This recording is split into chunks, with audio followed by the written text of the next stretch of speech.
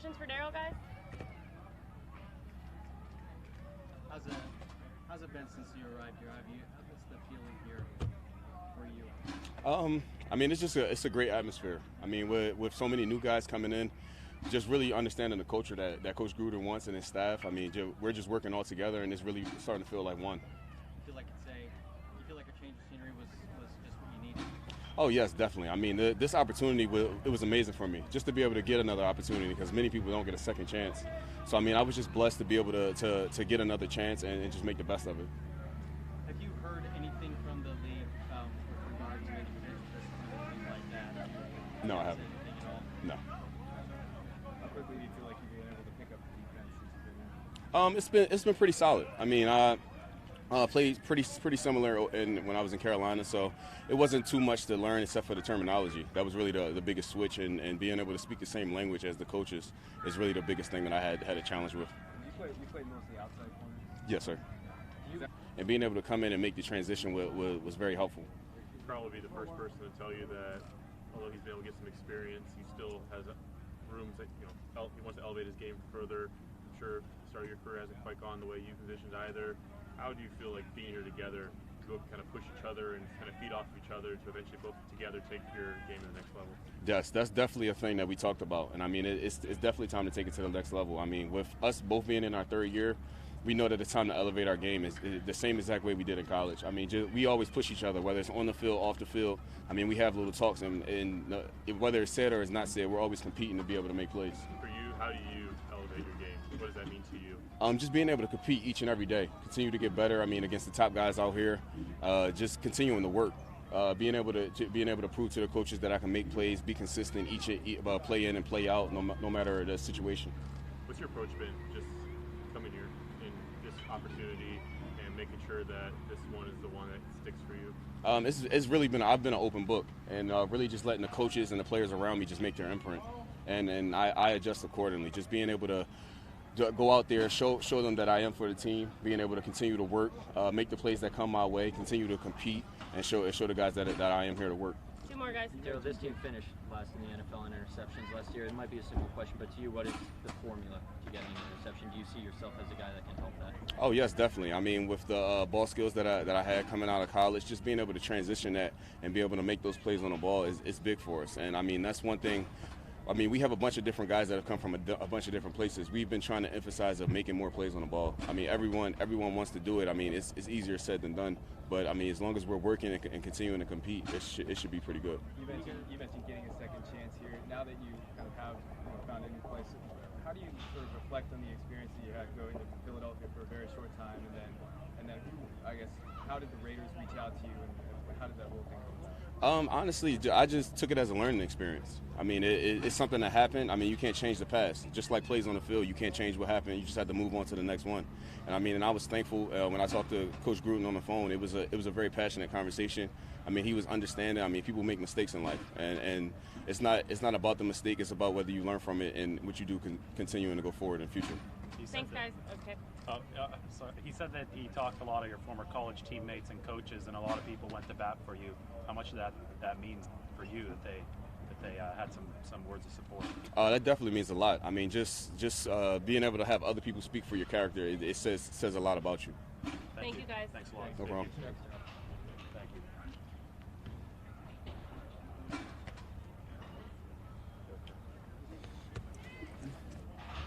All right, guys, Derek Carr. What's it like having Peyton Manning out here, and do you get a chance at some point to kind of pick his brain a little bit if you haven't already? Oh, absolutely. Peyton's one of my favorite all time. And he's one of the best to ever play the game. So just to pick his mind, see some things that we think the same on, see some things that he's seen over the years that he can add to help me in my preparation and whatever was going on the field. I took full advantage of today. Just after whatever drill, I'd go, hey, how was the communication? How was the execution? He'd give his feedback.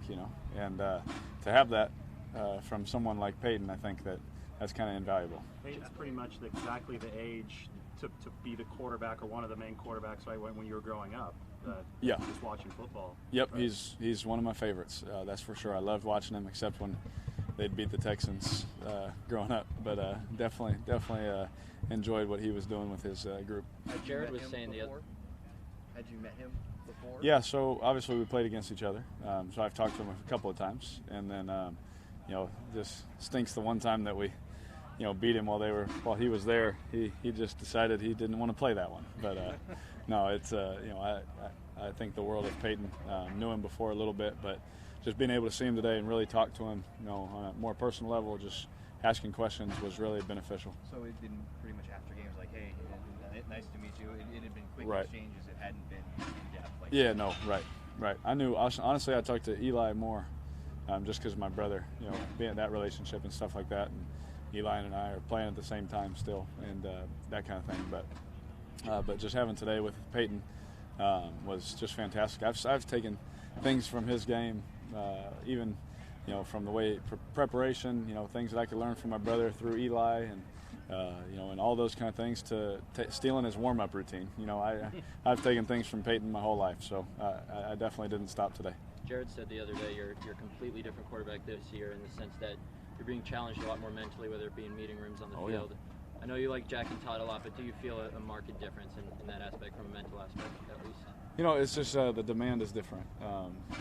Again, you guys know how I feel about those guys. I love them to death, so I have nothing but good things to say. It's just a different way of meeting. We meet differently. We'll be watching film, and out of nowhere, Coach Gruden, Derek, call the play. Where are you going with it?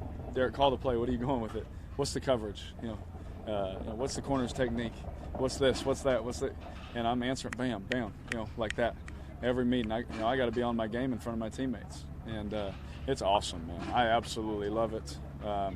He wants me to get up in front of the room and show him the way I do things and hear it from my voice, and just the way the quarterback position is treated.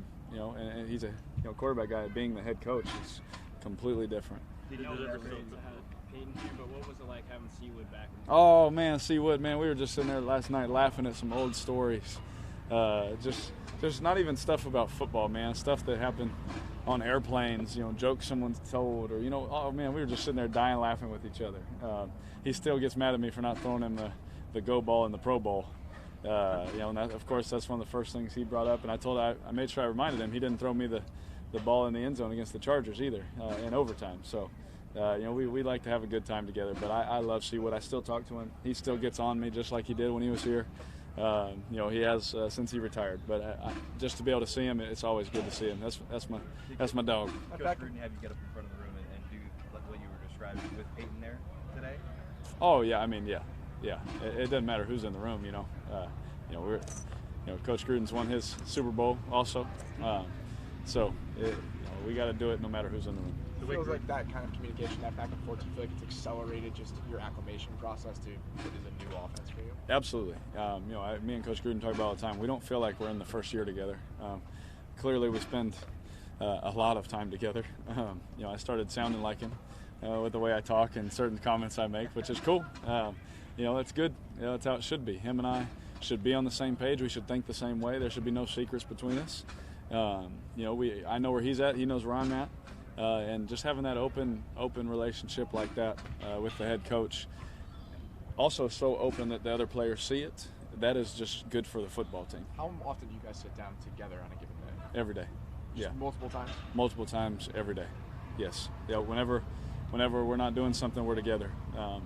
If we're in an offensive meeting, if we're not in the offensive meeting, I'm sitting right next to him. In the quarterback room. So. If I'm not in on a rep, I'm standing right by him. He's hey, what do you think? What would you get to here? What would you do here? What would you do? And that's the way it should be. He challenges me, he pushes me, he wants the best for me, and you can tell that with his preparation every day. He's ready every day to give me something to let me dominate that day. It's awesome. The way it peppers you with those questions, does it ever feel like you're still that 22-year-old in that little meeting room and you're meeting him for the first time in that video room? No, it definitely doesn't feel that way anymore. I know what you're saying, though, with how he just comes at you with everything. At that point, it was like, man, this is just so cool. What can I learn from this guy? This is awesome. Never thinking like we're going to take the field together. And now him and I are just sitting there with our minds just going. Just how can we dominate? How can we kick Gunther's butt when we come out here? now it's a different mindset. It's a different, like, what do you want, coach? Hey, what do you want? He asked me, what do you want here? And we talk back and forth, and we take what's best, and we go out there and we try and put a good thing out there every day together. And that's what's been really cool. People on good old Twitter have been having their fun with the fact he's showing film from the 60s and 70s, I guess. Yeah. In all seriousness, what benefit do you get out of that? Oh, man, well, if it's the same coverage that people are playing today and it's the same route that we're trying to install, you get a whole bunch of benefit, seeing somebody else do it. You get a different taste of how someone would release or how someone would break or the timing of the quarterback, the kind of drops they would take, all those different things. And if it helps make us better, then it's awesome. And so I think Jared likes the old grainy film. Can you see it at least? Yeah, it's just a little blurry. It's not high definition, but it's awesome, man, because you can. I say this every day. I don't think there's a play ever run in football that he hasn't seen, on game tape, and I'll stick by that for the rest of my life because he's pulled out some stuff that I didn't know he had. He had some practice film of me at the Senior Bowl, throwing a route that we were installing. So that's how much he watches football. Has there been a time, maybe it was early, where he did ask you to get up in front of a meeting or ask you some question and you didn't know it was ready? You weren't even. Nope. Honestly, not just trying to be because I'm standing here. No, I have to be ready. If I'm not ready, our team's not ready.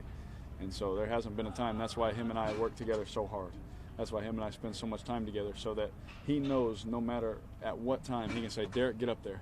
I know what's going on. How many hours a day would you estimate you guys are either in communication or actually together? The other night I was dreaming of him calling a play, so I just say 24 hours. So we're always thinking of the next play, of the next call, of the next adjustment. I think he's brainwashed me a little bit. I guess I feel like kind of like his quarterback robot You've a been little at this bit. for a while. I mean, does it feel like it's surprising to you to learn just how much of an ocean information is out there that you maybe didn't understand? That's what's crazy. You obviously you don't know what you don't know, right? And when he came in, I always had beliefs in certain things that, oh man, that'd be cool, or that, oh man, that makes sense. And then when he got there, he just kind of put the icing on that cake for me. That's the way to think. You're on the right track, kind of a thing. I've won a Super Bowl thinking that way, kind of a deal. And he's never said that, but I'm just saying, the way that he teaches, the way that he demands, the way that we meet, it makes me, I'll say it this way, it makes me thankful to have him. It also makes me feel like, dang, a lot of rookie quarterbacks, they really should have this, I feel bad for the guys that don't have a coach like that. Now there's a lot of great coaches, but, quarterback-wise, some of those rookies, man, to have someone like him, I mean, it's very, very beneficial. Is there anything specific that he's kind of altered the way you think about it? No, I mean, just the way that we run our system and things like that. Obviously, that's different. Sure. Different keys on coverages and players and things like that. The way that you can really, you think you're looking at something deep, and then you take it a step further on the practice field or in a walkthrough or whatever. Just his little things that he's learned over the years. Same thing with Peyton. Little things he's learned over the years. Little tweaks here, little tweaks here. I'm benefiting from, both of them having 20 plus years of knowledge in the game. And picking their brain. They've, just like I'm sitting here at year 5, being able to tell some of the other guys, man, I've seen it this way. Trust me, do it like this. Well, they've done it for 4 times that time. Couple more guys. Jordy Nelson, you talked about him a few days ago when we last spoke about how anyone who thinks he's lost a step is false. You've seen him in pads now. He hasn't connected a bit recent days. Is there anything further that has stood out to you just about what you're seeing from him as we get into the dog days of camp a little bit? Yeah, he doesn't slow down. Obviously you would think with a guy his age, everyone would think, oh man, he'll be a little sore, or, whatever. I mean, the guy will sit out here and stretch until everyone's gone. The guy will sit out here and make sure he feels good mentally and physically until everyone leaves. And so the thing about Jordy, obviously, he can play football. I think we all saw that. In the past 2 days, we've seen him take it over the top. We've seen him catch a little sail route or whatever for about 20 and take it 60 and not get touched. We've seen him go across the middle. We've seen him play football. I think the thing that everyone would obviously not get to see is what he does in the meeting rooms, what he does on the side with the other receivers, the things he talks about when no one's looking. Those kind of things that help our team just be better. He makes sure that receiver room is on it because when he goes out there, when our receivers go out there, his name is put on that also, you know, and so he wants to make sure everyone's right, and he does a good job leading them. You know that he's 32, but based on just simply seeing him in practice, what would you think? Oh, you definitely think he's in his 20s. You know, you see, I mean, he was a all-state, you know, 100-meter champ. He was I think he's an all-state football player, basketball player. You know, you just see the athlete. You see that, you know, even from a young age, the dude could run, you know. And so I don't think that running will ever be an issue for him. You know, he's like one of those guys that they'll come off and run a 4.4, you know, when he's 48 or something like that, and we'll all be shocked. But, you know, just seeing him run, you know, it'll be like, yeah, that's Jordy. Last one. Marcel Aitman has made a couple nice catches last Yeah, he week. has. John said the other day, you know, it's rare for a veteran quarterback to call a rookie's number with the media here. If he makes this team, what can he provide you guys? Yeah, again, Coach Gruden's right. You know, it's hard. You know, when obviously we're out there with the ones, you know, we're trying to – I got a lot of matchups that I like. You know, I got a lot of matchups that I could throw to. I got a lot of things I can get to throw certain routes. And for me to, you know, say, all right, Rook, you know, here's your one chance, and him make the play.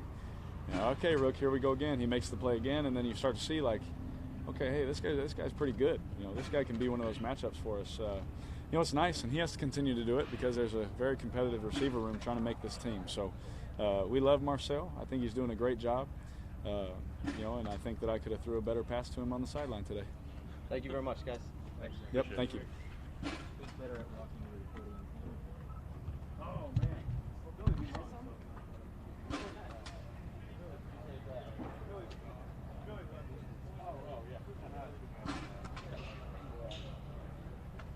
Hey, yeah. Is this not like this the start of camp, right? No, we're like a weekend or so. No, I'm saying this was not like this at the start of camp.